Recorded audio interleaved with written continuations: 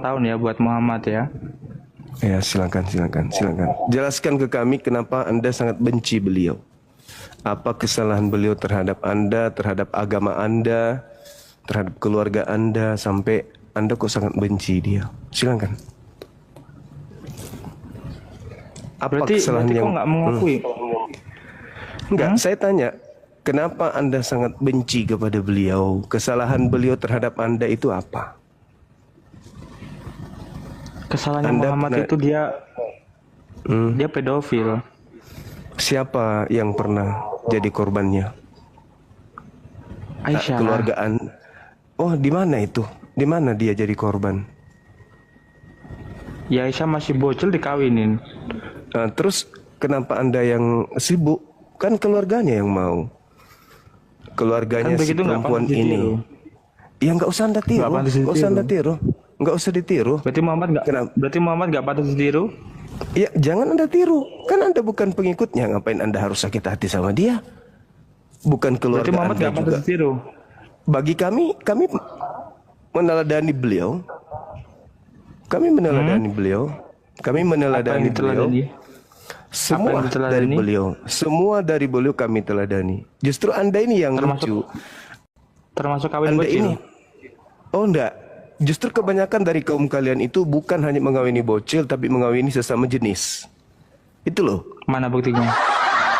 Buktinya, di dalam rumah ibadah kalian itu laki sama laki boleh dinikahkan sama pendeta. Mana ajarannya? Untung saja umat Islam itu mayoritas di negara ini. Kalau kalian yang mayoritas, maka akan di mana-mana itu nikah sejenis itu akan banyak kita temukan. Gitu Bang. Untunglah umatnya Nabi Muhammad yang banyak di Nusantara ini. Di mana ada ajaran Alkitab? Alkitab menjelaskan boleh kawin sama jenis. Di dalam kitab saudara itu banyak sekali yang menghalalkan pernikahan sejenis karena sudah diajarkan bahwasanya segala sesuatu halal, segala sesuatu boleh. Silakan. Begitu Bang, segala sesuatu dalam agama Anda itu boleh. Di dalam Galatia, coba di dalam Galatia 3 nomor 26, Galatia 3 nomor 26 sampai nomor 29, coba Anda baca. Berani nggak Anda baca? Berani nggak baca? Anda yang benar sih kok. Mana bukakan coba lihat. Lah, Anda baca aja dulu. Nanti Anda malu kalau misalnya kita tunjukkan di sini. Kenapa orang-orang Barat itu membolehkan kemudian nikah sejenis? Karena memang ajaran Bible yang mengajarkan itu. Gitu Bang. Beruntunglah Nabi Muhammad diutus sampai manusia separuh tidak jadi binatang. Di dalam kitab saudara dikatakan begini, karena kamu semua yang dibaptis dalam Kristus itu telah mengenakan Kristus. Dalam hal ini tidak ada lagi orang Yahudi, tidak ada lagi orang Yunani, tidak ada lagi budak, tidak ada lagi orang merdeka, tidak ada lagi laki-laki, tidak ada lagi perempuan, karena kamu semua adalah satu dalam Yesus Kristus. Jadi tidak ada lagi pembeda antara laki perempuan. Jadi kalau Anda ingin melihat kemudian laki-laki, ya seperti perempuan boleh. Kalau Anda melihat seorang perempuan sama seperti laki-laki boleh. Tak ada lagi pembeda. Dan itulah yang dijadikan dasar kenapa di Amerika ada Bible khusus gay. Itu dalil Bang. Kenapa kau bisa menafsirkan Alkitab seenak kau sendiri cuma? Karena faktanya begitu. Di gereja boleh nikah. Orang dengan anjing pun bisa. Itu fakta real. Kalian tidak mempraktikkan itu di Nusantara ini karena di Indonesia ini mayoritas umatnya Nabi Muhammad yang berakhlakul karimah. Galatia 3 nomor 27, 28, 29. Kemarin yang menjarah rumah itu berarti ngikutin siapa? Menjarah rumah itu bukan perintah Islam, nggak ada. Tapi kalau di Bible, Ulangan 20 nomor 10 nomor 11 perintahnya untuk membunuh dan memperbudak di luar daripada golongan mereka. Itu yang diperhatikan kemudian oleh penjajah. Agama Anda sampai ke Nusantara ini dibawa oleh penjajah. Bukan orang Yahudi yang bawa. Kalau bukan Belanda, Portugis.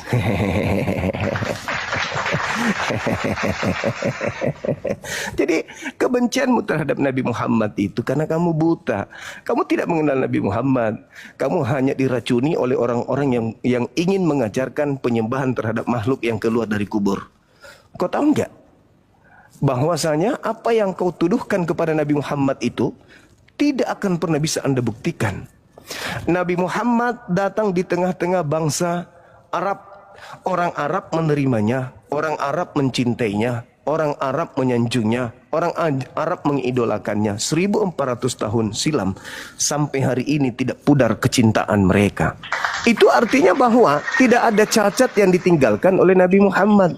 Nabi Muhammad itu manusia mulia di tengah-tengah mereka, sampai mereka mengaguminya sampai hari ini. Sedangkan Paulus yang mendirikan agama Kristen, bapaknya pun tidak diketahui. Akhlaknya seperti apa ketika dia muda, ketika dia remaja, ketika dewasa, ketika dia tua. Karena Paulus itu gelap. Orang tuanya siapa, bapaknya siapa, gimana hari-harinya, nggak ada yang tahu. Pengikutnya pun tak ada yang tahu, tak ada yang kita tahu. Anda hanya didoktrin sama orang tua Anda untuk menjadi agama Anda sekarang. Anda tidak pernah kemudian belajar tentang Islam, membaca kitabnya Islam enggak, baca tentang sirah nabawiyah enggak, sejarah Nabi Muhammad enggak. Tapi kamu membenci, kamu diajarin benci Muhammad, benci Nabi Muhammad, benci Nabi Muhammad, benci. Itu aja kan yang kamu tahu. Nabi Muhammad itu pedofil katanya. Tahu enggak pedofil itu? Pedofil itu adalah penyakit kelainan yang cenderung suka kepada anak kecil. Siapa anak kecil yang menjadi korban Nabi Muhammad SAW? Enggak ada. Enggak ada anak kecil jadi korbannya. Siti Aisyah. Siti Aisyah itu adalah istri yang paling cinta dan paling sayang kepada Nabi Muhammad suaminya. Kalau dia korban pedofil, bagaimana mungkin dia akan mencintai suaminya? Dia sangat cinta kepada Nabi Muhammad. Sedangkan korban pedofil itu, jangankan cinta kepada pelakunya terhadap dirinya, mendengarkan namanya aja sudah trauma. Sudah ketakutan.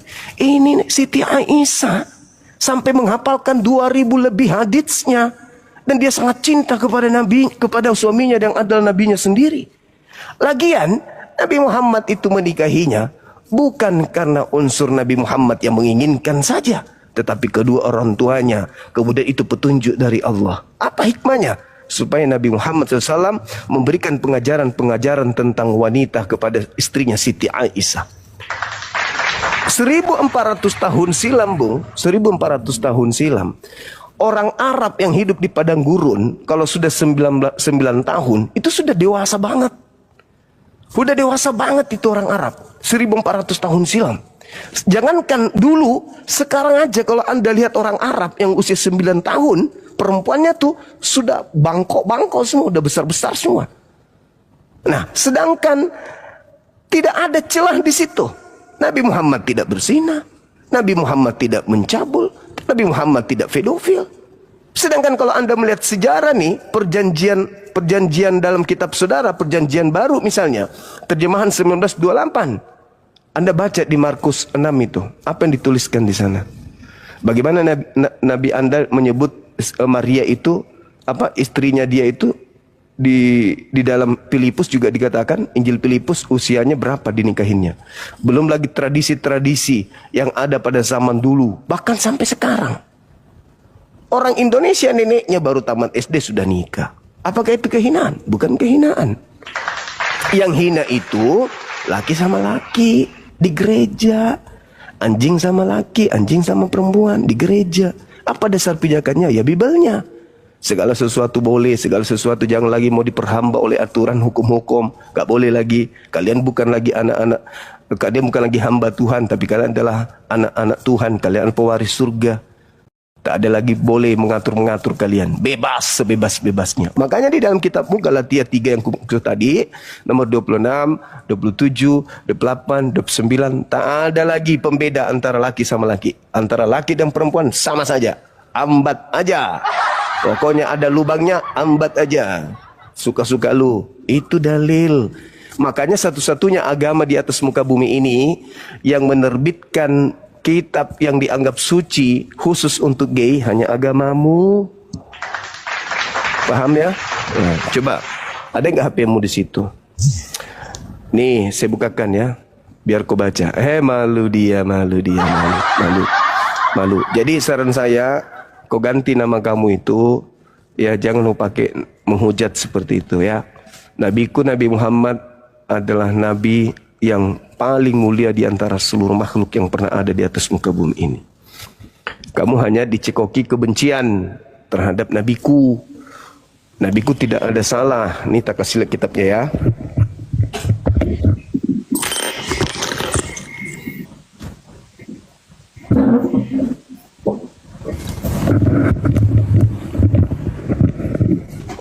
Assalamualaikum. Waalaikumsalam warahmatullahi wabarakatuh. Nah, saudara-saudara non-muslim, saya kasih kalian kemudian untuk datang ke sini. Setelah kamu baca ini, kamu tamatkan ini buku Sirah Nabawiyah, kisah hidup nabiku Nabi Muhammad. Ya, mulai kemudian beliau ada di atas muka bumi sampai dia tinggalkan bumi ini. Kalau kamu sudah baca buku ini, kitab ini tentang Nabi Muhammad, sejarah hidupnya Nabi Muhammad, jangan kau dengar dari misionaris, jangan kau dengar dari orang lain, jangan kau dengar dari pembencinya, tapi baca ini kitabnya. Ini kitabnya kau baca. Ini sejarah perjalanan hidup beliau. Kalau kamu sudah tamatkan buku ini, silakan kau datang di sini, hina nabiku. Aku izinkan kamu menghujat kalau kamu sudah baca kitab ini.